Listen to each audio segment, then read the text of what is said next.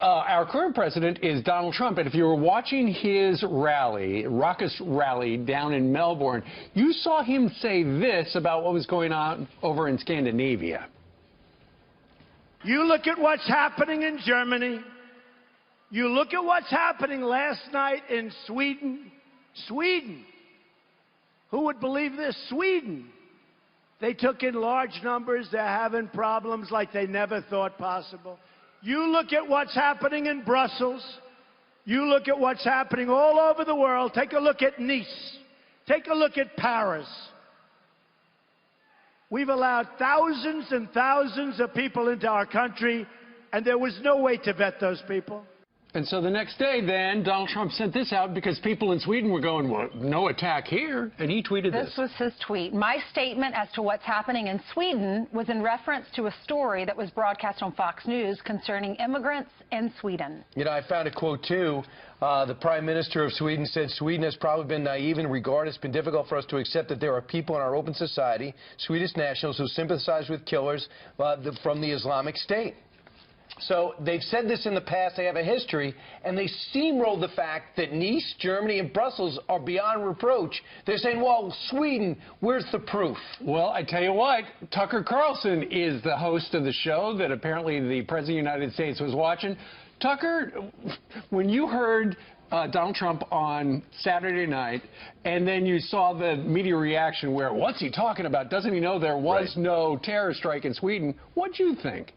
Well, I mean, the first point is obvious. Presidents ought to be precise in what they say. There should be no question about what their meaning is, and that applies to this president, too, for sure. On the other hand, it seems like we may be missing the point of the story, which is there has been a massive social cost associated with the refugee policies and the immigration policies of Western Europe. I was in Europe yesterday, and I can tell you what you already know from watching the news, which is there is a lot of social dislocation as a result of this. The crime rate in all these countries has risen, but so has the political turmoil. So, for example, in Sweden, the Sweden Democrats, which is a conservative party, which would have had no chance at all, would have been laughed right off the stage 20 years ago, is now the #2 party in Sweden. So no one's tried harder, basically, to integrate refugees and immigrants than Sweden. I mean, there's a deep reservoir of decency, I should say, in that country. They've really, really tried. But it's caused massive, massive turmoil. The same is true, obviously, in France. Marine Le Pen is likely to win the first round of voting in France as a result of their immigration policy. Germany, by the way, if you're worried about German nationalism, and I think all of us should be a little bit worried about a unified nationalist Germany, their refugee policies under Merkel are guaranteeing that. So we're ignoring all this stuff. 50 years of immigration policy is coming to flower in Europe. We're not paying any attention. We're not drawing any of the obvious lessons from it. It's not working. That's the real point here. Absolutely. And no one can deny what's happening in Brussels, what's happening in France, and what's happening in Germany. And everyone, this is what drives Trump nuts. Everyone skips over that and says, well, wait a second, where's the proof of in Sweden? Is he just watching Fox News again? Well, Army Horowitz did a documentary on it, and he was nearly killed over there. And he says Sweden is in denial about the danger of the influx of refugees. Here he is with you. Well, in Sweden's own words, they consider themselves to be a humanitarian superpower. They feel it's their moral duty to open their borders to all and any refugees that want to come to them. It's difficult to get jobs. There's too many of them, but they have tremendous benefits there, which is why so many of these migrants are going to Sweden to begin with. There was an absolute surge in both gun violence and rape in Sweden once they began this open-door policy. They know that this crime is happening. They can feel it. The statistics are clear.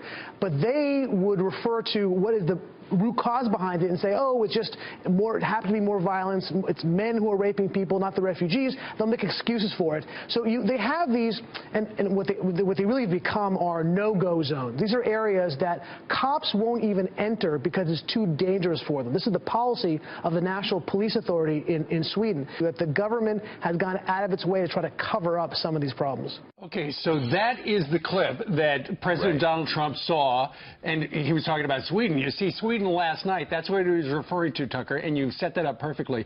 Meanwhile, mainstream media went crazy about it. Here's a snippet of that. European leaders, they're kind of baffled by President Donald Trump, and not just by his off-the-cuff remarks about Sweden that you mentioned, but also, and more important, by his confusing and contradictory foreign policy so far. He seemed to allude to a terror attack in Sweden, despite there being no such attack. Did he really put what he sees on TV over what he should be learning from intel briefings? Okay, so that summarizes perfectly. They missed the point. There's trouble in Sweden. I mean, look, again, the president ought to be precise in what he says. Indeed. There should be no confusion about what he means. That analysis, however, is so stupid that it's hard to believe it made it on television. So again, just to state it really clearly, Europe has tried really, really hard. And you'll often hear people say, well, they just don't, try to integrate these refugees or immigrants. That's a lie. They've tried really, really hard. They've spent massive amounts of money. They've given up a lot in order to bring these people over into their countries. And it hasn't worked very well at all. And it's in the process of totally changing these ancient cultures into something different and much more volatile and much more threatening. So what are the lessons that we should draw from this? That's the conversation we need to have. And good for Trump and good for anyone else who raises at least that question. Let's have an honest conversation about how you bring tons of people in and make them fully vested in your society. If they can't do it, how are we going to do it? Well, Tucker, you were on this couch when Angela Merkel decides I'm going to open the door to 1 million refugees. And if she looked at the person leading the charge, had the biggest heart and the smartest mind, a cutting-edge leader, and now she's on her political heels and might be calling it quits in politics because of that, and she's changed her policies. Donald Trump criticized her early and was criticized for it. Now he ended up right. Look what's happened in France, sadly ended up right. Now, Sweden, you've enjoyed these last couple of days ridiculing our new president, right?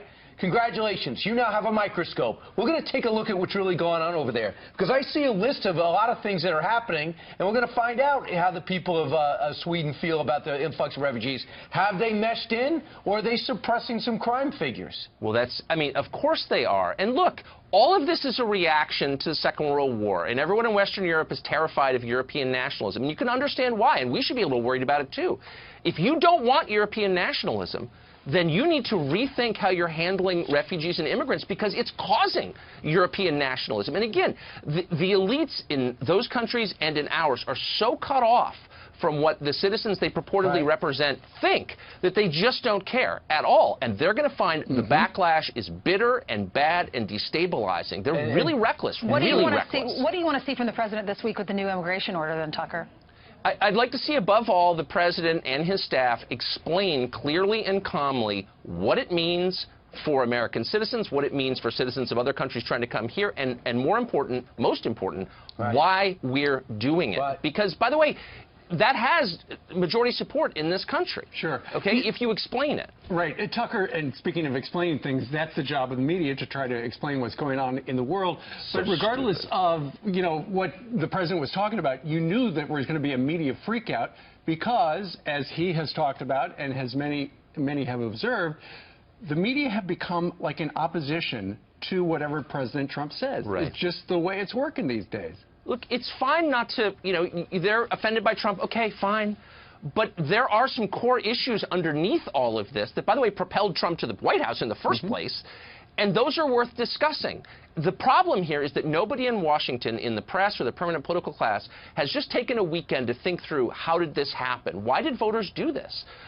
How did we get here? Maybe there are some forces underlying all of this that have nothing to do with Trump's personality that are really important to address. Among them would be the dramatic cultural change and economic change wrought by immigration. And they refuse to address that. And they're going to pay for it, unfortunately. And when you talked about nationalism, to expand on it, I think I got your drift, is that the government's not protecting me. We're losing the shape of our society, but I'm going to protect myself. So if you can't provide security, I'm going to provide security, and that brings the national tendencies. Real quick, very few people know more Republicans than you do in Washington. So is it true, do you think, that Donald Trump is not hiring people that were not loyal to him during the campaign? And is it also true that some don't want to hop in to this with some label a chaotic White House? Where's the truth there? Well, there's a lot of truth in the second one, that there are a lot of people who are hesitant to jump in because they think it is chaotic over there, and I think it is, by the way. It's totally untrue that the Trump administration is not considering people who are disloyal. I mean, look at the people he's met with. One of the first people he met with was Tulsi Gabbard, a left-wing Democrat from Hawaii. So he's brought a ton of people in who don't agree with him, and I think that, I think he should. But I also think there is the sense that, you know, that things are volatile over there, and that makes it harder to hire people. Yeah, that is a problem. Surely, because in the beginning days of every administration, there are always some fits and starts. Yeah. No doubt about Tucker, don't take any offers, all right? We finally got you a slot that you can do very well in. Why, thank you, Brian. Thanks, Tucker. Great to see you. You're the best, Ainsley. Thank you, Tucker.